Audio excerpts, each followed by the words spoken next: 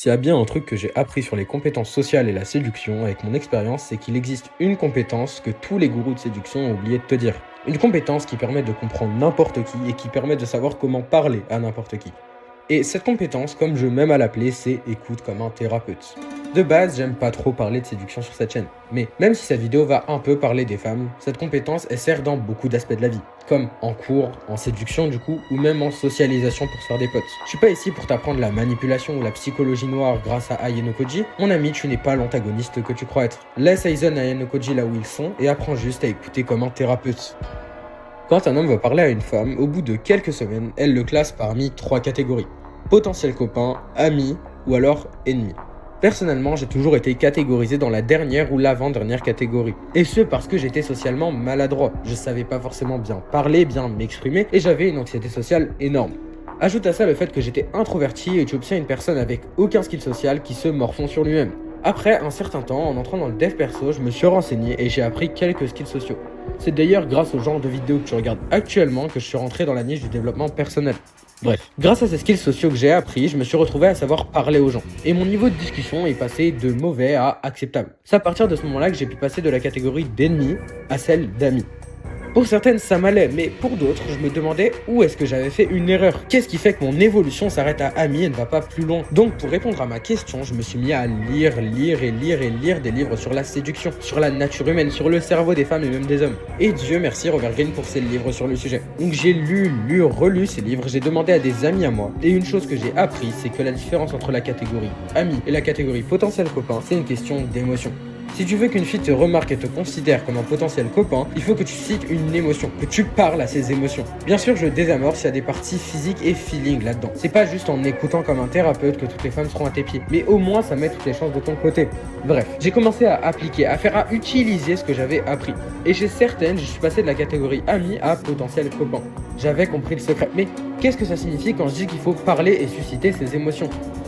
Il y a 2 façons de susciter les émotions chez les gens. Soit les émotions et sentiments entrent dans cette personne, soit ils en sortent. En l'occurrence, au début, la première méthode est presque impossible, donc on utilisera la deuxième. Mais comment la réaliser? En écoutant comme un thérapeute. Et comment réaliser ça? En lui posant des questions émotionnelles et en écoutant les réponses comme un thérapeute. Qu'est-ce que ça signifie ça du coup? J'y reviendrai plus tard dans la vidéo.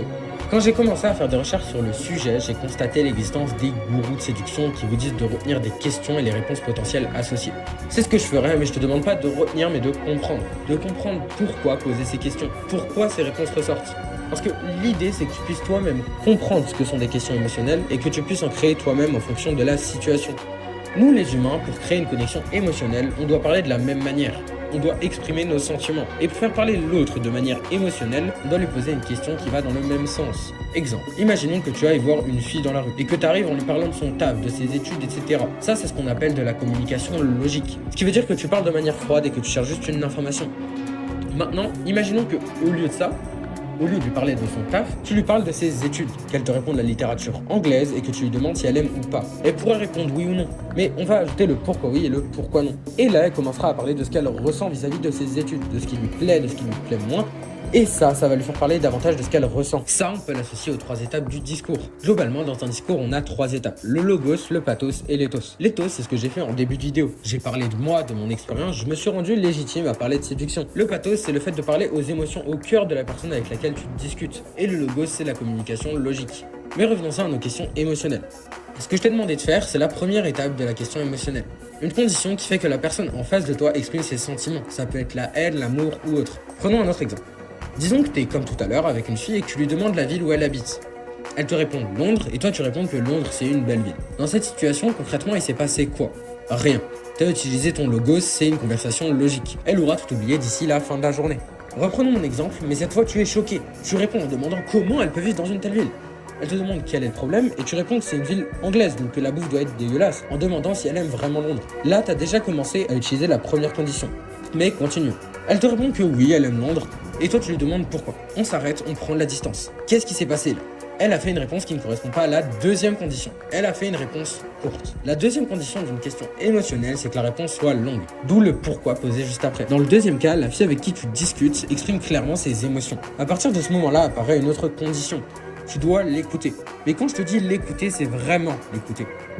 Tu dois la laisser parler, ne pas l'interrompre et retenir ce qu'elle te dit. À partir de ce moment-là, la discussion deviendra émotionnelle, plus logique du tout.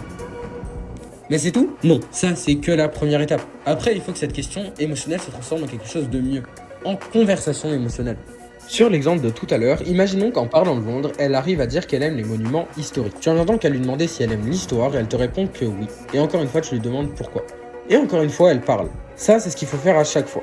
Maintenant, j'aimerais que tu compares cette dernière conversation avec la toute première sur Londres. La première aura été oubliée 1 heure après et la deuxième restera en tête parce que t'as parlé à ses émotions. Par contre, je dois t'avertir d'une chose. Une erreur que beaucoup font, c'est de faire une interview. Genre, est-ce que t'aimes ça? Est-ce que t'aimes ci? Est-ce que ça te plaît ça? Fais surtout pas ça. L'idée, c'est que tu continues la conversation par rapport à ce par quoi elle a terminé. Et là, il y a une question qui vient. Est-ce que tu dois juste la laisser parler et écouter? Pas forcément. Et dans une conversation entre un homme et une femme, ça doit être du 20-80 ou du 30-70. L'idée, c'est que tu parles, mais pas tant que ça. Disons à 20-30%. Pendant qu'elle parle à 80-70%.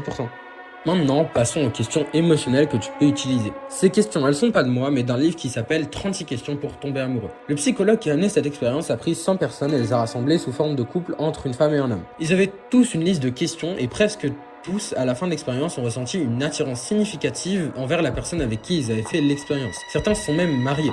Ces 36 questions, elles sont faites pour faire révéler des détails personnels liés à l'intimité et elles sont conçues pour augmenter l'intimité entre deux personnes. Il y a 3 lots de 12 questions. L'intensité des questions augmente de la première à la deuxième de chaque série.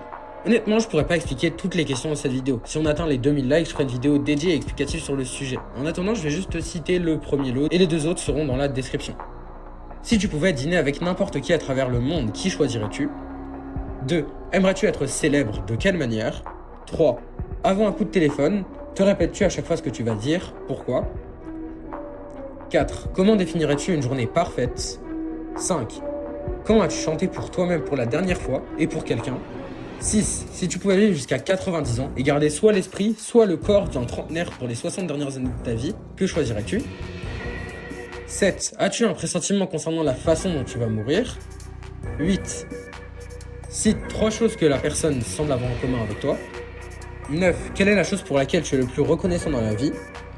10. Si tu pouvais changer une chose dans la manière dont tu as été éduqué, qu'est-ce que ce serait? 11.